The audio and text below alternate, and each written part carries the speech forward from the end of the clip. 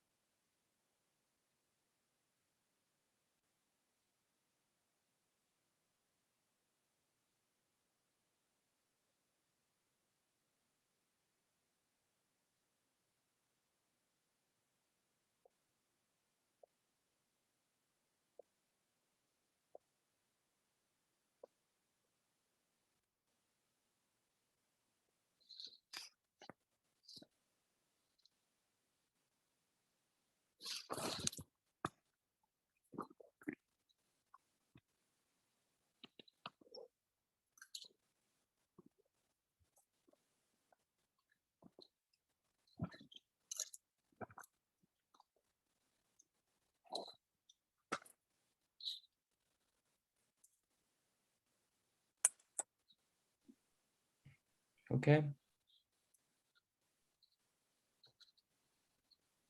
All right. Welcome everyone. This is our Founders First Capital Partners Fireside Chat Leadership Series. And today we are speaking with Kim Folsom, and our topic is changing the way diverse founders finance their growth. My name is Shaylin Scott. I'm the Executive Director of Founders First CDC.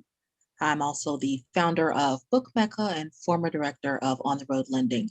I'll be your host today, and our guest will be none other than Kim Folsom. First and foremost, we want to thank our Founders First Capital Partners, our host partners, National University, program partners, SBDC California, Founder First Capital Partners, as well as our supporting bank partners, US Bank, Pacific Western Bank, Union Bank, and Wells Fargo. So thank you all for your support. We have a little brief bio about our presenter, myself, the moderator and host, as well as our guest for today. It is Kim Folsom. She's the co-founder and CEO founder of Founders First Capital Partners, the largest revenue-based investor for diverse founder-led small businesses, as well as the founder of Founders First CDC, which is pre-funded growth education and coaching for pre-funded business. She's a 25 plus year serial tech entrepreneur, and that's just the short bio of Ms. Folsom. A little bit more about her. She is also the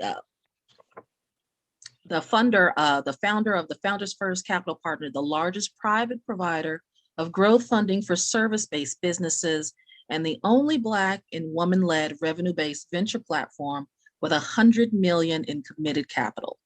Founders First Capital Partners focuses on partnering with employer-based contract revenue generating small businesses from $250K to $5 million, and providing them with flexible and non-dilutive funding, expertise, resources, achieving exponential growth in underserved communities. So Ms. Folsom is a social entrepreneur. She's dedicated her career to leveraging the power of market forces and sound business practices to address disparities in revenue and job growth. This is just, as I mentioned, a brief bio of her. She has a plethora of expertise and experience.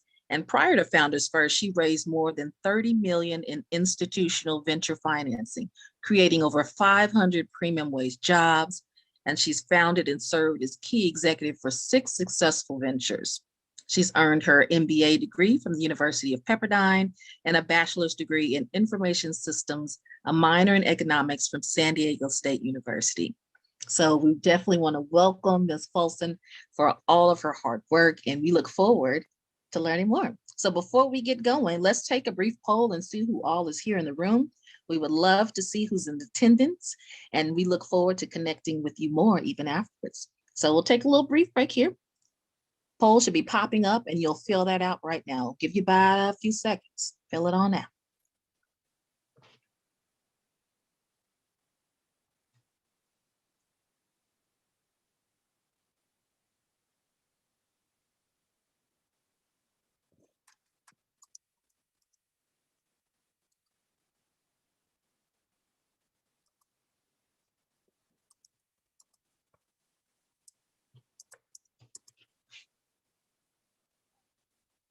Don't be afraid, guys.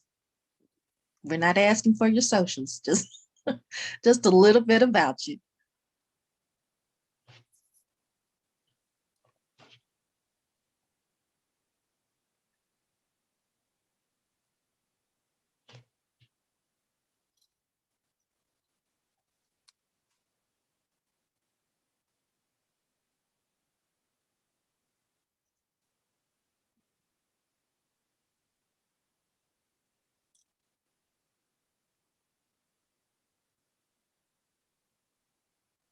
Okay, and my team will let me know when we're almost wrapped up there.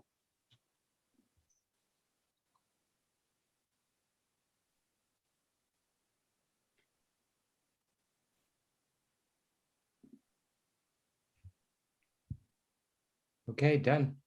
All right. Well, thank you all for participating in that brief poll, and we'll get started in our conversation.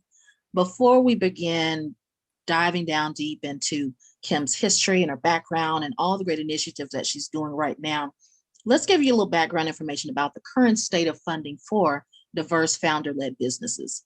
I'm sure you've all heard of the show Shark Tank. I'm pretty sure everybody has. And there's this perception about how businesses are funded.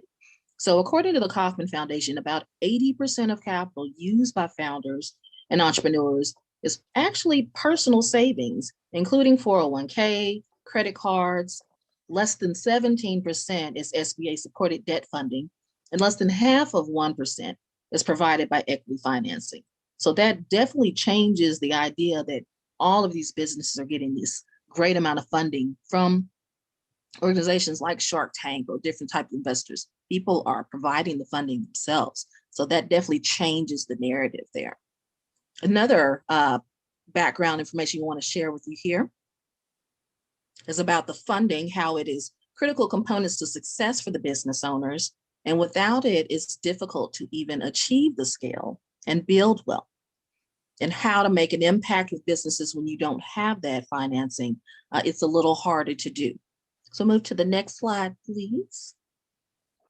The Kauffman Foundation here also mentioned that diverse founders face an uphill battle in securing the right type of funding to grow their businesses. And in fact, about 87% of diverse founders state that a lack of access to funding is the primary cause of a lack of growth in revenues in businesses. And so this is a good backdrop to our conversation today.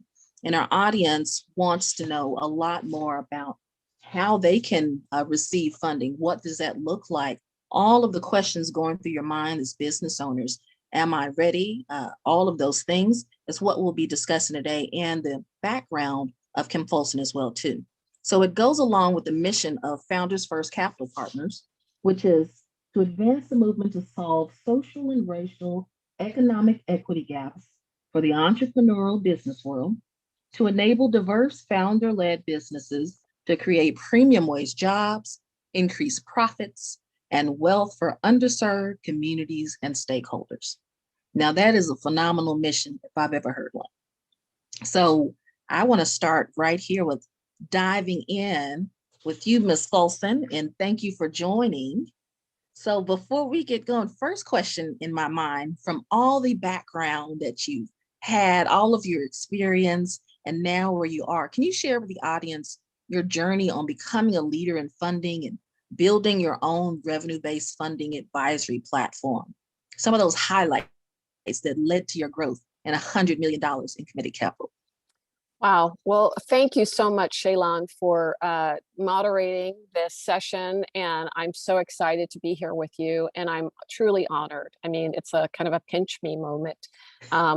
I wish that I could say, oh, there was just this, direct foresight of this occurring, but it was really, as one of the people that have been in our programs uses this statement of wanting to be recognizing that you have to lead the change that you want to see.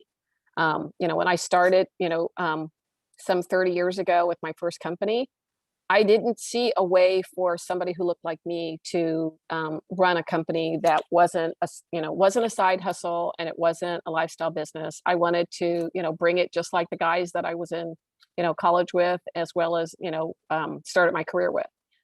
But there wasn't a way, and so, and so it was just constantly, if I, it's almost like a comedy, thinking of all the things that I thought of how to go about doing this. And, the first inclination came because with my very first company, I think I raised something like 5 million in the crazy.com era in the 90s. Some of my investors had said, Kim, with your background, you should consider being on the other side of the table. And it was like, are you kidding me? It took me 8 years to launch my first company. I don't know anything about doing, investing in businesses, but I learned, especially as being a founder who constantly raised money from people that said, you can't do it and you won't do it. And, all of those things, and realized, hey, I can do this. I have done this. And I want to be able to advocate for other founders, be it women, people of color, military veterans, just a variety of different folks that I just don't see as much opportunity. So that's the one, driver behind it, is that somebody said you should consider doing this. And the fortunate thing is my investors didn't stop. They didn't just say one time, oh, you should consider doing this. They went through and said, you should consider doing this. And it was like a regular thing of every time I saw them, you can do this, you can consider doing this. And so that was one. And then the other is recognizing all of, as I say, my entrepreneurial journey of founding 7 companies, that I had, the 6 before, I had 3 dramas and 3 comedies.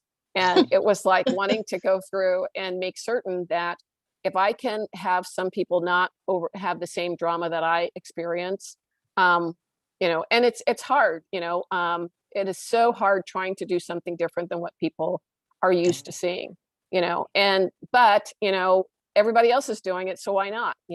I've been used to, of being the only check the box person for so many things. And so if I can do that and put up with the craziness to do it, then I'm going to bring a whole bunch of other people along the way, because there are lots and lots of really great companies that are led by, diverse founders that, and it's more, I was talking to one of my mentors today, it's more than the capital, although capital, it's like one of those things, what does Tina Turner say, love don't pay the rent.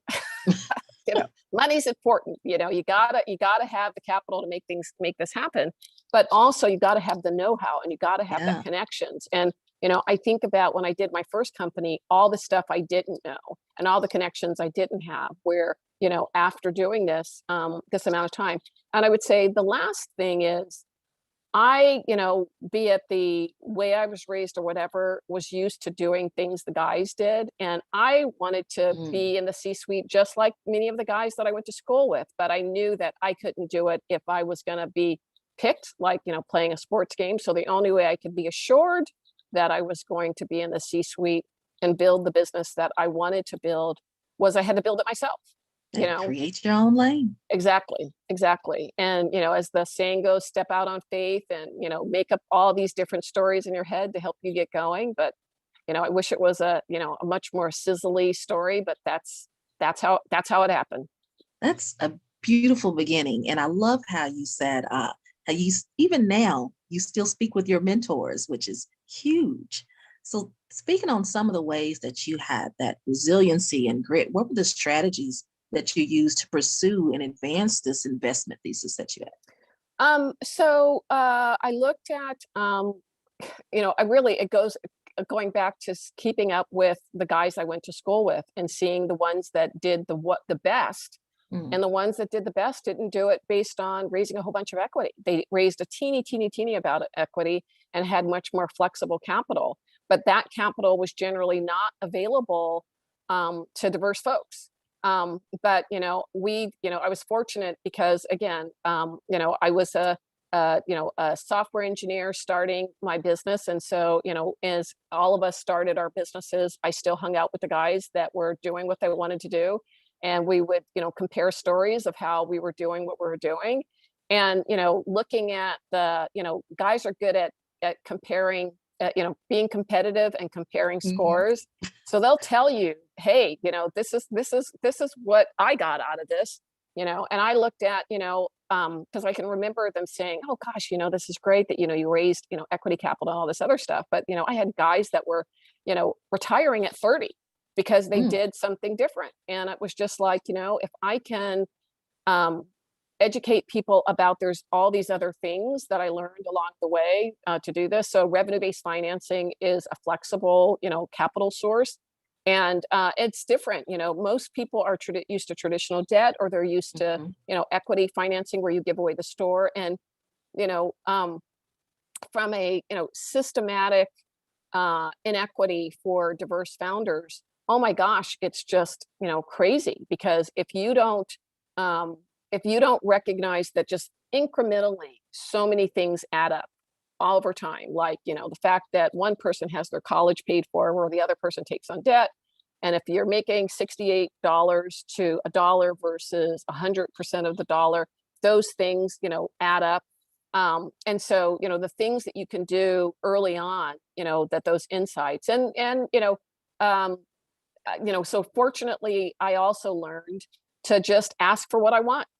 And so I asked people that were doing well with, other models to say, would you mentor me? Because this is what I want to do, and I want to do it for my people. Because, the other side of it, this whole, interesting diversity inclusion, episode that we're going through right now, I'm older than dirt and have seen this movie before, and wanted to make certain that there was more than, 2-3 people that got under the tent before. So, I look at it as, yes, I am just as much of a badass as the guys that I went to school with. There you go. So I'm, so that's the fuel that's, going through and making that happen. And I've been fortunate enough. And I also want to share all of my, these guys that have been mentors, advisors, advocates, investors to me, they're the majority, folks. They're the white guys I went to school with, or, their dads that went to school with, their uncles or whatever. So, it was building those relationships and learning from them and constantly asking why and how come and how'd you do that?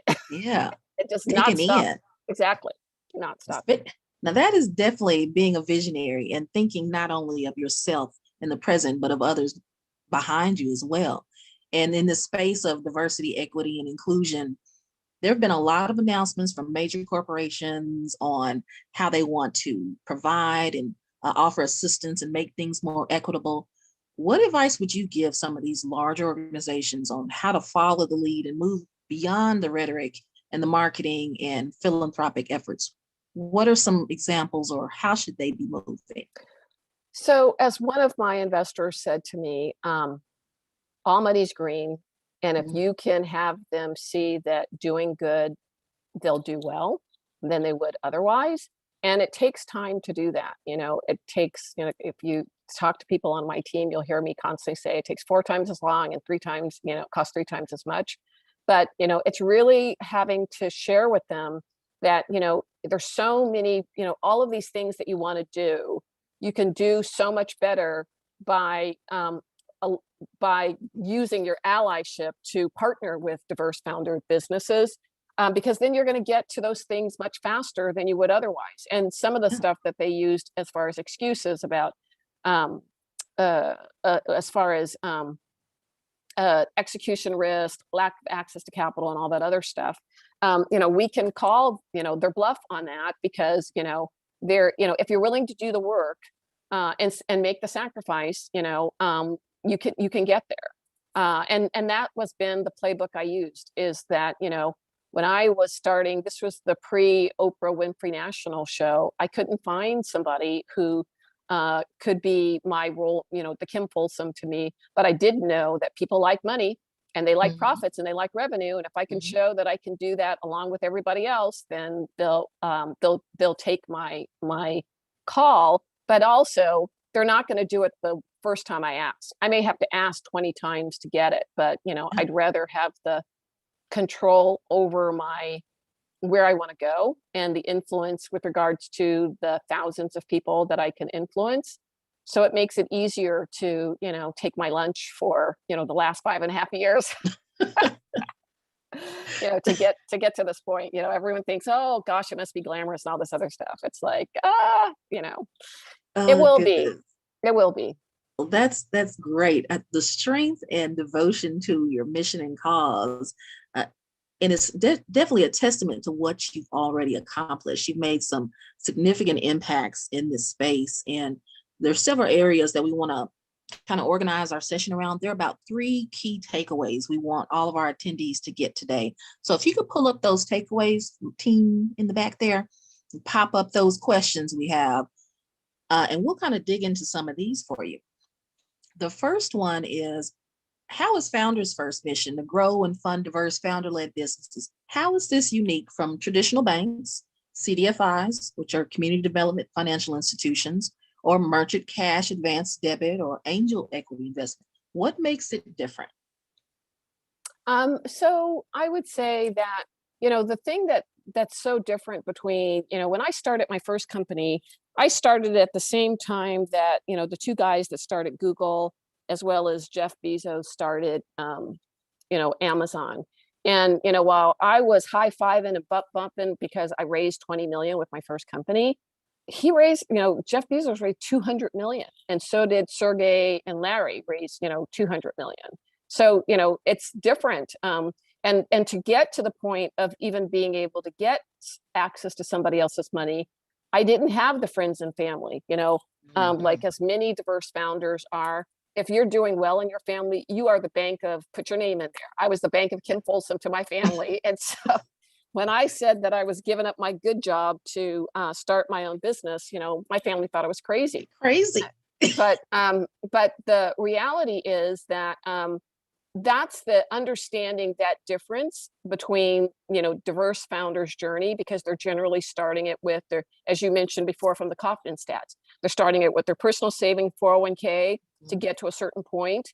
And then, once they get to that next level, then they can get access to capital. I was fortunate with my first company in that I had real estate assets that I could pledge to get access to my first other people's money. Most diverse founders don't have, a significant amount of, personal assets to pledge to get assets. And so, our funding model takes into consideration, because we represent the companies that we fund, of what their journey looks like. We know that that they have that challenge with regards to getting access to capital. Now, we do hold them to the same expectations that we went through, that, you're gonna bootstrap and, use grants and pitch event monies, to get to a certain point of revenue creation and profitability. But, once you get to a certain point and that you got a model with the unit economics makes sense, we're going to be the, first institutional money that's going to back you. And it's not just going to be, oh yeah, we wrote you a check and now you're going to figure it out on your own. Because, as I shared with you, it's more than money, it's relationships, it's know-how, and it's being willing to learn from other people. And so we use our social capital, we use our financial capital, and all of those things to help, people get to that next level.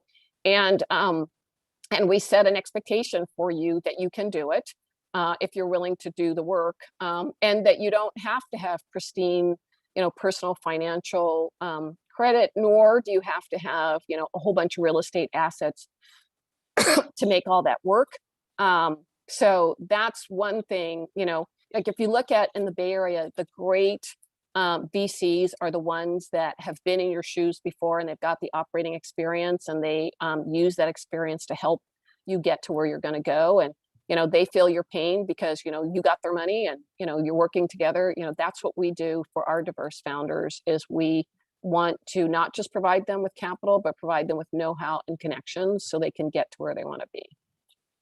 Now, I don't know if you guys heard, but it sounds like Founders First is a cheerleader for diverse founders, not just in connecting with contractors or business contacts and networking, but providing a resource for funding and education all in one. So that's beautiful. So how have you also leveraged your entrepreneurial experience to kind of help diverse founders overcome some of the challenges when it comes to growth and accessing capital when it comes to scaling? So how have you kind of used your own experience for that? Yeah, I mean, so there's some kind of magic things that, the guys that run the businesses, the most of the tech businesses do that any business can apply. One of the things that we focus on are service-based businesses, and our goal is to help those service-based businesses become tech-enabled service-based businesses. So that's one. Because when you take your business and go from just purely a people-driven business, or as one of my mentors and board members says, has a business that has too much operating leverage, it's riskier than if you use some technology and contracts and those types of things to show some sustainability of that business. And all of the businesses, because I ran a tech-based company, it's introducing them. I mean, people have choices. They could go through and say, I'm going to continue to do the same things, but expect different results. But so that's one, leveraging the know-how and resources to help them add those tech-enabled elements so that they can be better at what they're doing. So then the other one is the actual economic model using recurring revenues and introducing them to the fact that, one, you need to have much more predictability, and the contractual piece is important because, if somebody has thought enough about what you do that they're gonna, enter into a contract, even if they can give you a week's notice or a month's notice, it's better than there's nothing, that there's no, pre-existing agreement. So that's one. And then the other is multiple revenue streams. I mean, all these companies that are doing well, they have one client and they have additional ways to add value. So, these are just, some highlights, but it's based on, again, the hitting my head on the wall and figuring out what worked and so forth, and having those predictability of revenue streams that were contractual, that increased the ability for somebody to take a leap on me, which was a square peg in a round hole. But, I came correct with all the documentation and the same model, so that it gave my investors the comfort of knowing that when they're going to get their money back, just as you hear Mr. Wonderful talk about, I need to understand how am I going to get my money back? Yeah. And those are things that we, I, as well as other key members of our member support group, educate and help our members with overcoming that. And believe it or not, anybody can do this. Anybody can go through and do it. It doesn't have to be that it's just available to tech companies. Service-based businesses can do this. Manufacturing-based businesses can do that. Distribution systems could do that. B2B or B2C. It's just going through and be willing to ask questions of your clients, have them tell you what's working and what's not working about what you do. And sometimes they're going to tell you your baby's ugly, and you got to be willing to, suck it up and say, okay, what is the top things that are priority? One other little anecdote that we share with people is having them understand the priority of where your business needs to be in order to have your business be more sustainable. You need to be ideally a cure for cancer, worst case, a vaccine, as we all know now, the power of the vaccine. But the challenge is most businesses are aspirin, so it's, competing just on price, and, just going through and thinking, well, if I lower my price, then, that's how I'm going to get business. That's not sustainable. And it doesn't matter what size business you are. I mean, you look at businesses like Dell, some 20 plus years ago, they tried that business model of having the cheapest computer that you could order online, and that didn't last that long. So, it's that experience that we begin to, communicate and share and help and have a structured environment to help them with on the pre side as well as on the post side. I like how you took all of your experiences, the good, the bad, and the ugly, and you created this social enterprise that is changing the trajectory of these businesses today. Uh, I like how you mentioned too, your baby may be ugly. Maybe put a bow on your baby. You didn't know at first. Shift some things, do his hair or something. I don't know. But Right. that's great. I love it. Uh, Also, another area we want to make sure our viewers take away too is there's some new funding options that Founders First may be able to offer. So could you tell us a little bit about what those Yeah. are and how they're supporting the businesses too? Right. So, we understand that with all of this recovery money, diverse founders have gotten the least of it. And so, with those organizations seeing, post pandemic access to funding, we've got, uh, new funding programs targeted to companies as little as 500,000 in annual revenues, to help them grow. And, they're matched with, post-funding advisory support. And depending on how far along where you are, that support varies.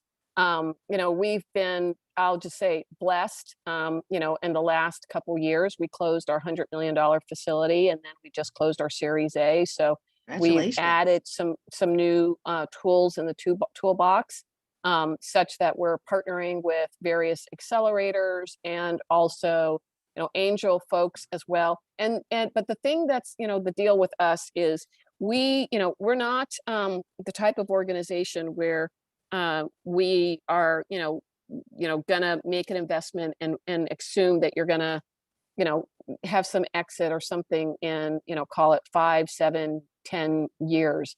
Ours is based on companies that are revenue generating, you know, break even minimally, but they need to be profitable. And it's Mhm. feasible to do. In the last week or so, we just had our pitch day event for our boot camp program.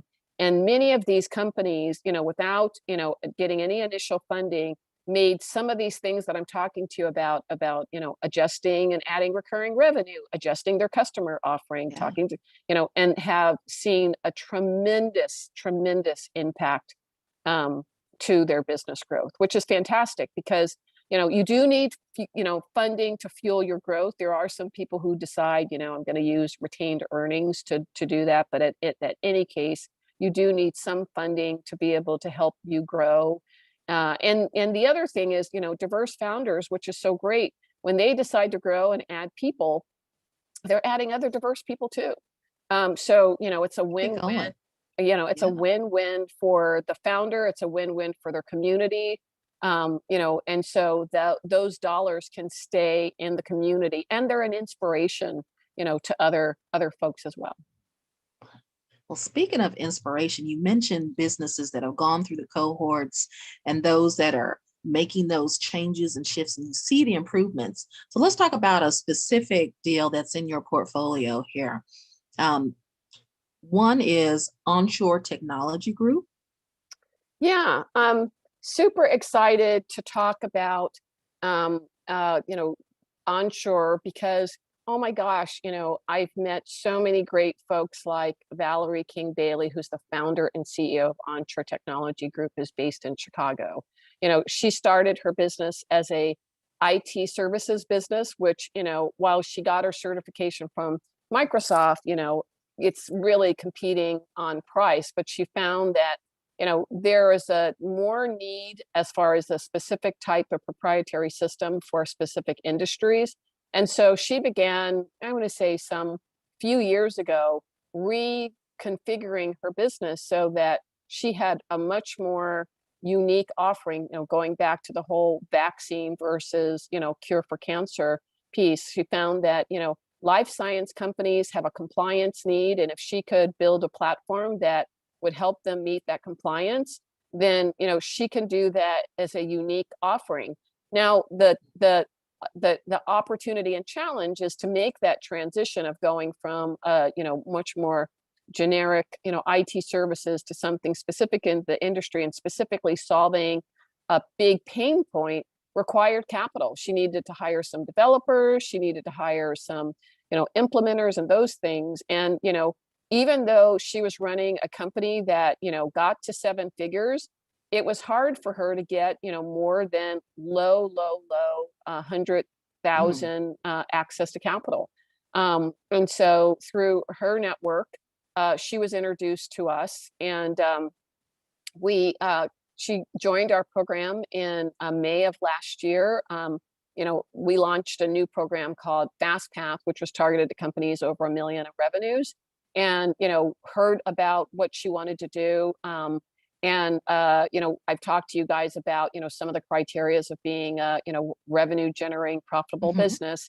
We're able to make an investment in her firm, as a result of learning about her growth plan, and as a result of that, she was able to expand her team, expand her marketing, increase her revenues by 150%, and now she's on pace to being recognized by Inc.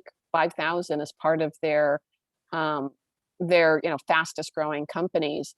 So not only did it help her vision and her company, the people that she hired, helped, the community that she served. But, I, often share, the story of Valerie because, she's a really great example of, a great service-based business that needs somebody to believe that, she can make things happen. And we were able to support her in that effort. And then she's an inspiration to other business owners. Yeah, I love that. I love that. And you as the CEO are just, her story so well. That's what makes it beautiful. You can tell that you're just as invested in it as she is. So that's great. Yeah, well, so all of our programs, I do get a chance to connect with everyone in the program, even as we now have some, hundreds of people go through our program a year, but we structured it such a way such that I do get a chance to connect with all the business owners, which is great. Because the other factor is when people say you can't do something, or, hey, Kim, you're a unicorn, you did this, you got lucky. I've got to be able to go through and say, oh, no. There are thousands of Kim Folsoms out there that with the right support, they can make it happen. And so, so, if they are able to get to a certain point, which is, similar to what I did, I had to get to, a certain point before I could get access to outside capital. And we're willing to work with them earlier on to make the changes to do that. But, it's in order for us to meet our mission of there being more growth of diverse founders, we've got to be able to show the people that are doing the work and making things happen that, it's not just a small handful of people. There's lots of people. And we look at it as, companies like hers are like we would consider, mainstream companies. They're not trying to be the next Facebook, but she's gonna be able to make a great impact in her community and create some great wealth for herself too. That's great. Now, I know there are a lot who are viewing and those who will be viewing later. What advice would you give to founders who are in the audience who may be seeking investment? So I would say that, first understand what your value is. What value are you delivering to provide a way for the investor to get the money back? I mean, that's kind of the, personal baby ugly argument. How are you going through and providing that value to them? And if you're not certain, then, it's often a great way to get involved with a program. In my journey, I went through 12 accelerators because Wow. There was a lot I needed to learn. Now the hope is you don't have to go through 12. Maybe through some things you can shortcut it, but it's continuously improving. I was reading the Amazon shareholder letter that was written by Jeff Bezos because I was able to save up enough pennies so that I can own some of his stock. But he talked about when he started, selling books, he had no idea of, creating AWS and Alexa and all this other stuff. But he really put his customers first. and continue to ask, what do they want? What do they need? What is their biggest, thing? And continue to ask that question every single week. Who are my customers? What do they want? What do they need? And how could I do something that's unique and differentiated? And that opportunity is available to every entrepreneur. And you'd be amazed at what can happen when you look at it that way. That constant growth and desire to educate and learn Mhm. that's what I took away. That is definitely key Mhm. for sure. So I hope all of you are taking notes. If not, grab a little pen real quick if you haven't already. Another question I did want to hop in before we give any of our viewers time to ask any questions. If you were to meet your 21-year-old self, Kim, what advice would you give her about your future? I would say it's going to be okay. Just hang in there. It's going to be okay. I'm old, as my dad uses the term, and I was fortunate enough to just get a chance to see him. I'm old enough to remember when there wasn't a lot of representation, and sometimes that can be a scary component.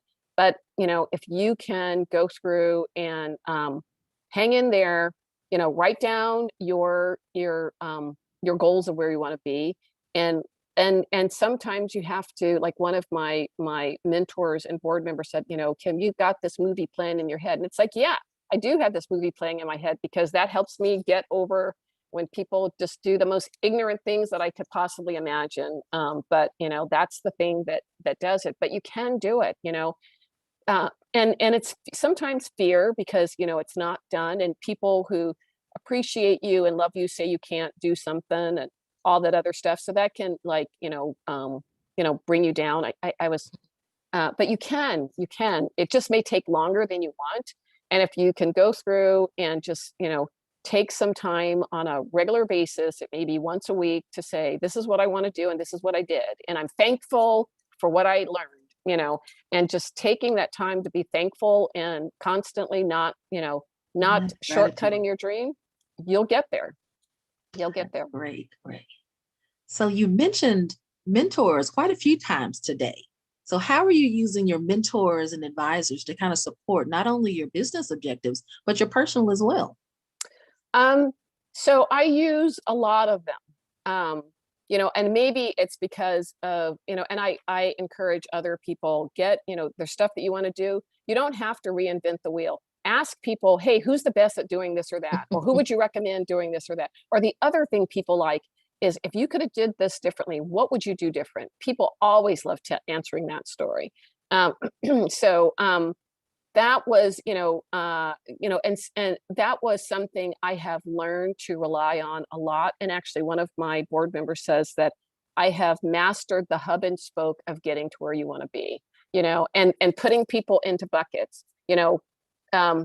If you want to go through and set these big goals for yourself, like for me, when I started Founders First, it was like, well, after my former investor said, for the, 30th time, Kim, you should create a platform to fund diverse founders. And it was just like, well, I haven't done anything of that scale before, but it was just like, well, if you had a magic wand, what would you do? And so it was like, I'm going to create something massive, because, it's the mantra of either go big or go home. Yeah. And then ask people, so who's doing something like this in other places? And find a way to ask, either way. And there can be both direct mentors of people that but there can also be indirect people that you've never met before, and follow their journey. I mean, the cool thing about social media and all this other stuff is you can find out just about anything on anybody. And because and that's a good and bad, but if you go through and set those. And I would also say, don't be afraid to think big.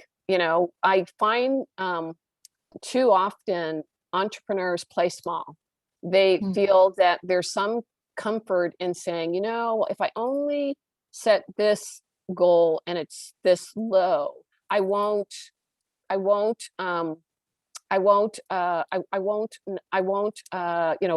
make a mistake, or that type of thing. You're going to learn along the way, And so, being able to have those goals are important and not lose sight of them, because you either are going to get to where you want to be, or you're going to have a learning experience, not a failure, but a learning Yeah. experience. And then the other thing that I learned from graduate school is you can always not do anything. That's an option. You could just choose not to do something, and that's okay. That's a hard lesson for the mature, grown ass, entrepreneur, of saying, no, I can't do that. Not never, but I can't do that now. I've got to focus time. on these things, because this is what I got to do before I can get there. But keep that, it could be a 3-year, goal of what you want to be. But, being able to go through and say, not no, but not now. I like that. And it's hard. I have to get slapped around the head sometimes by my board members to say, what, Kim, you're doing too much. You gotta, let it go and, move on, and it's hard because I want to do so much, but do it all. Yeah. I can definitely understand that. It's small businesses. You may be a small business, but think big. You hear that, guys? Think big. Yep. Because it takes the same amount of stuff to close a $10,000 contract that it does to close a $100,000 contract. So you might have to start with a 10, but go through and figure out, what do I need to do to build the trust and the value so I can build that $100,000 contract. And then the 100,000 is 250,000. And, it may be, standing in the mirror, say 250,000. Hey, so that you can, speak it. exactly. So that you can not trip up when people say, so how much does it cost? 250,000. And say it with your chest. Exactly. There you go. Well, we have a few questions from our viewers. We have a little bit of time left. One question says, what advice would you give your future self? Oh my gosh. It's so interesting looking at the future one, because of where, I have to get to the goals that I've set. I have had to plan out 10 years. And I've never had to go out that far, but I had to do it in this business. So, when I started the whole idea, it was 10 years. And I had to go through and say, what will we be doing in 10 years? What will this business look like in 10 years? And I have to catch myself, because it goes back to what my mentor says of, you're living in the 10 years from now, thing. And, but I got that down of, we're going to be doing this. And because of that, it's going to have this amount of impact. And not, again, it goes back to not being afraid, even though you don't see representation of doing things that you want to do. And you're going to learn a lot, and it's going to be okay. It's going to be okay that it took you 3 times to go through and do something, or it takes you, that's the other one. That it's going to be okay if it took you that journey, because, people they can take so many things away from you, but they can't take your experience, and I would say that I am not, I'm very much a hardworking person. And so I'm about doing the work, but I've got to I will be proud, because I plant seeds and let new people on our new leadership team make some significant contributions. And it was because I had to learn to get my stuff together so that I can transfer the knowledge to them so they can, take it on. Like, in this particular set with your joining us, I'm super excited having you on our team, and being able to get your great compliments that and talents to help us get to the next level. And that's the thing, is that, the advice is that you learn to let go. And, but, what did they say? Do it in such a way that you're not having people dangling, but, that type of thing. That's a good idea. I have another good question that came through the chat here about your mentors. Finding competent ones that will stick around. How do you find these long-term mentors instead of just the ones that are pop in and out or only situational? So, interestingly enough, I do have some situational people. I have people into buckets where, it started situational, and then you build up enough rapport and respect with them such that it's much more than that. And it takes time. It takes, I think of the people that are now more than just situational. It took 3, 4, 5 years to get to Wow. those things. And I also found some of these people not in the way that you typically would. Some of it was volunteering for something else. And at the time, side conversations where, hey, at a dinner saying, hey, I'm doing XYZ, or you said such and such, how did you do that? Or what are some of the other things that you're going through and doing? And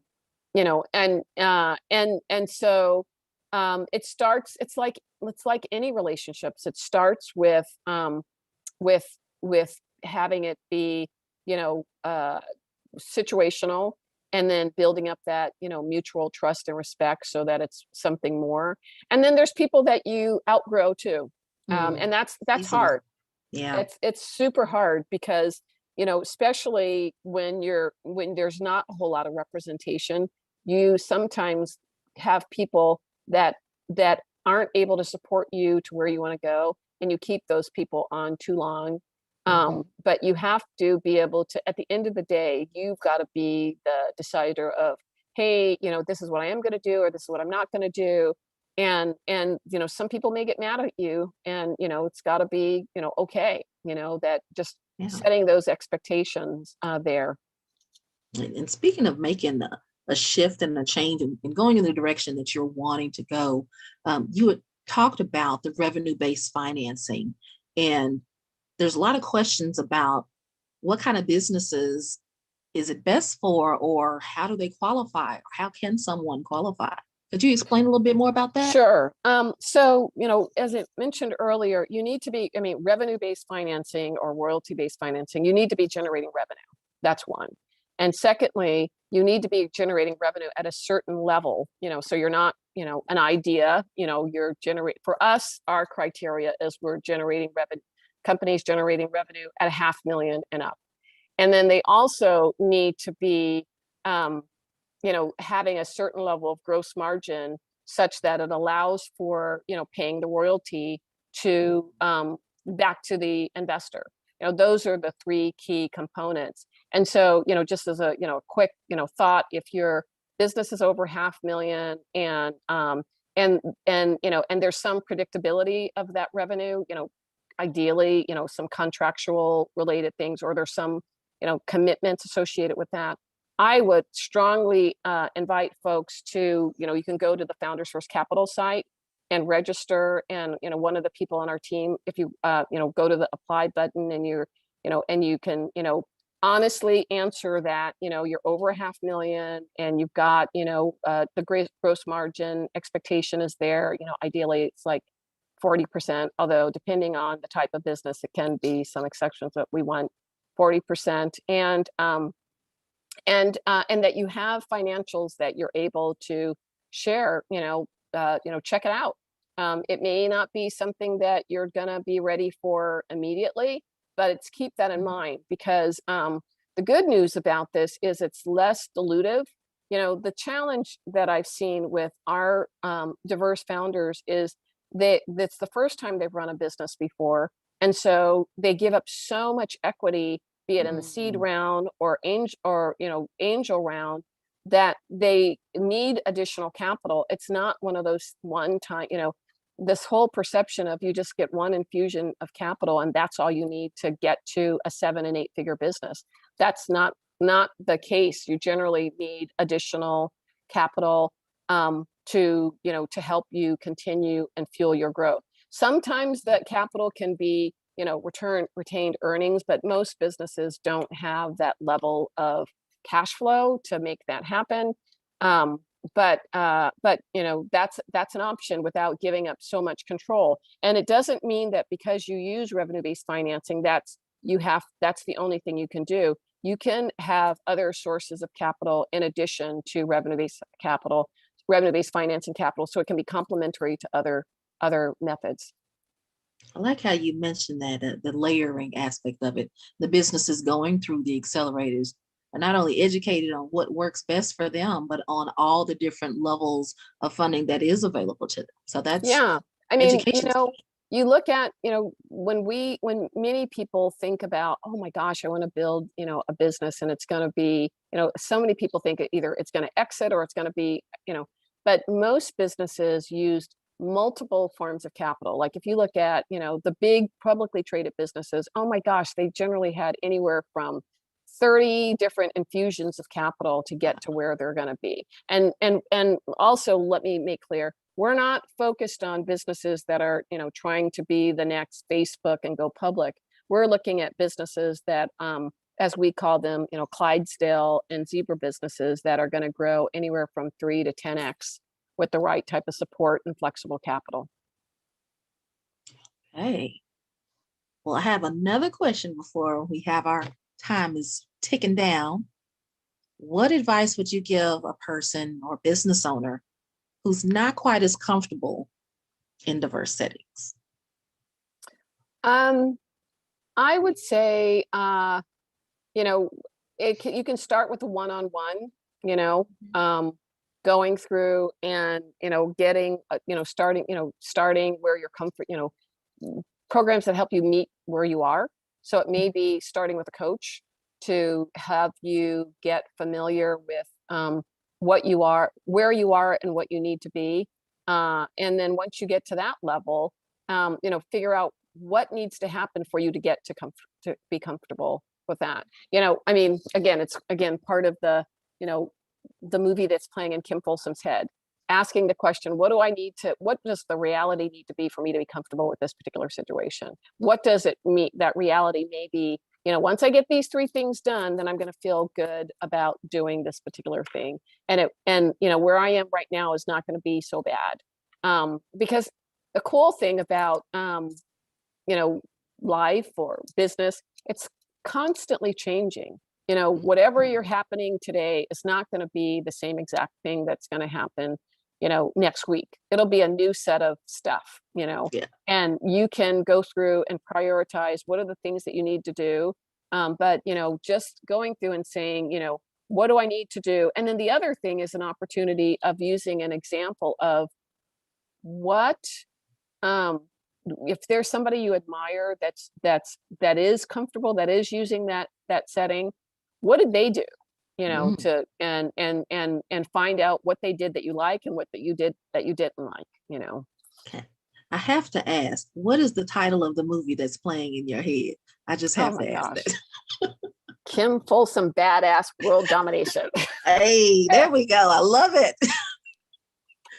But yeah, so, it's like when we get to in 10 years, it will be, it'll be an equitable situation. Like, I wrote an article once, and it's on Medium. It should be that when you think of diverse businesses, be it, all of the different, we celebrate inclusivity at Founders First, but, being able to have them have the opportunity to be as expected that they're going to grow a 7 and 8 figure business, that they can exit, that will have 2 things happen.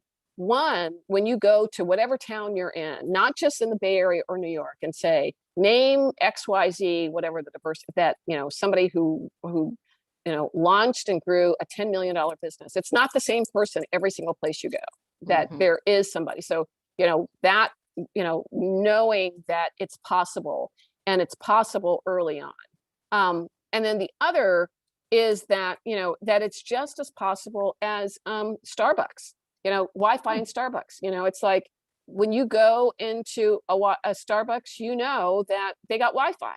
And so it should be, I will have gotten to where, the mission that we're going after is that, be you woman, military veteran, person of color, LGBTQ, or in a second or third tier city, you can build a 7 or 8 figure business that will provide wealth for you in generations, and it's not an exit and not an exception.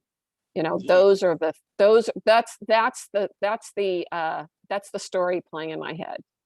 I love it. And that is a way to end a webinar. a fireside chat for sure.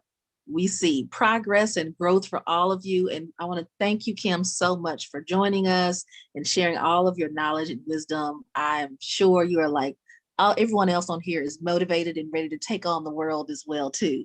So we definitely want to invite all of our attendees today to register for our next webinar coming up.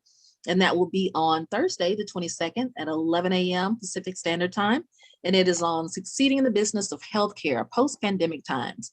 We'll be speaking with Arturo Taylor, President and CEO of TGT Scientific, and Dr. Muriel McClurkin, President and CEO of Southland Care Coordination Partners. So I hope you all join, and please feel free to learn more about our programs and services and how you can be involved with Founders First. So go to our website at foundersfirstcdc.org and feel free to contact us and stay in touch. So thank you all so much for joining us, and we'll see you later on this week.